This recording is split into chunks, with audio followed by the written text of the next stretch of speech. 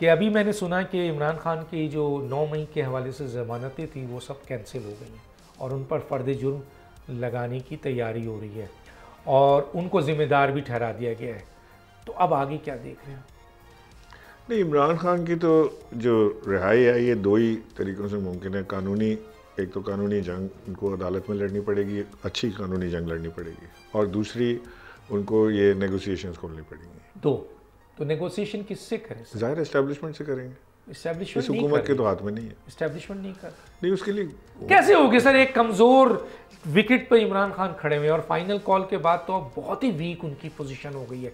तो इस्टेब्लिशमेंट इस वक्त बहुत ताकतवर पोजीशन। ठीक है, फिर इमरान खान की ताकतवर होने का इंतज़ार करें, अपने ताकतवर होने का इंतज़ार। मैं तो समझता हूँ कि अभी भी कोई ऐसा वक्त गुजरा नहीं है। कोई देखें, ये रियासत या ये इस्टेब्लिशमेंट ये किसी और मुल्क की तो नहीं है ना, या इमरान खान किसी और मुल्क का तो नहीं है। ये है तो बता दें कि जी ये अमेरिका का है, वो जापान के हैं, वो सिंगापुर के हैं, तो इसलिए इनकी आपस में नहीं बनती। हैं तो एक ही मुल्क के, जीना बनना सबका यही है। हम हैं तो इस्टेब्लिशमेंट है, इस्टेब्लिशमेंट है तो हम हैं, सिपाही है तो सरहद मजबूत है, सरहद है तो सिपाही वहाँ पे खड़ा हुआ है, नहीं तो सब ख़त्म है।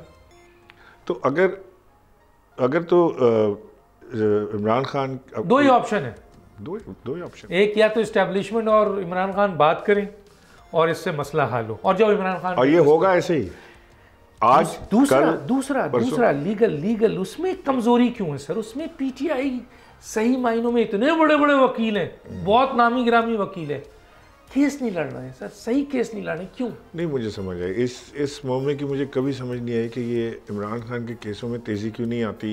इनके ऊपर ये बड़े बड़े वकील जाते हैं, अदालतों में लंबी लंबी तारीखें लेते हैं, फिर वो बेचारा जेल में तो वो पड़ा हुआ है। क्या वजह हो रहा है? आपके डॉक्टर साहब आप भड़क मारे जी, मैं देख लेंगा इस्टेब्लिशमेंट नू, देख मैं करना की है, और बैठा हूँ मैं वाशिंगटन डीसी में, तो सख्ती उसके मेरे ऊपर तो हो नहीं सकती, बिकॉज मैं तो हाथ आ नहीं रहा, तो वो आप ही को दबाएंगे फिर मजीद। वहाँ उसके लिए बेचारे लेकिन मुसीबत उन्होंने खड़ी की हुई है। मैं कहता हूँ जिसने बात करनी है ना आके बात करें, आके बैठे। ये जो जितने जो वो वकील हैं फीस ले रहे हैं, सब ले रहे हैं। फीस का तो मुझे नहीं पता इस वक्त कौन ले रहा है और कौन नहीं ले रहा। सब ले रहे हैं सर, लेकिन मेरी एक बात बताए ना, चले नहीं भी ले रहे हैं, ये ले रहे हैं, चले।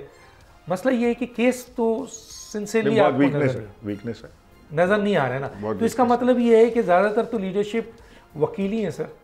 गौर खान ज़्यादातर नहीं, 100% वकील है। फिर मुझे बताएं क्यों चाहेंगे कि इमरान खान, अच्छा इमरान खान बाहर आ जाए थोड़ी देर के लिए, इनका क्या होगा?